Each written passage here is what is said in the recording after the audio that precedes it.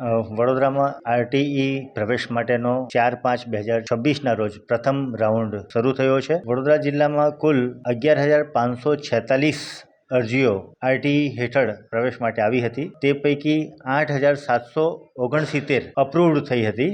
હવે ફર્સ્ટ રાઉન્ડમાં 4,347 વિદ્યાર્થીઓને શાળાઓ ફાળવી આપવામાં આવી છે અને હજુ 3,885 એ પેન્ડિંગ છે. આજે ફાળવી આપેલી શાળાઓ પૈકી 462 વિદ્યાર્થીઓના પ્રવેશ અપ્રૂવ કરી દીધા છે. જેમને પણ અલોકેશન થઈ ગયું છે તેઓએ તુરંત શાળામાં જઈને એમની અલોકેશન સીટ આપવાની રહેશે અને આ પ્રક્રિયા 7 દિવસમાં પૂર્ણ કરવાની રહે છે. પ્રથમ રાઉન્ડમાં અલોકેશન જે થયા છે તેમાં જે વિદ્યાર્થીઓએ પ્રવેશ નથી મેળવ્યો તેની ખાલી સીટ પૈકી ફરીથી 10થી 12 દિવસમાં બીજો રાઉન્ડ શરૂ થશે.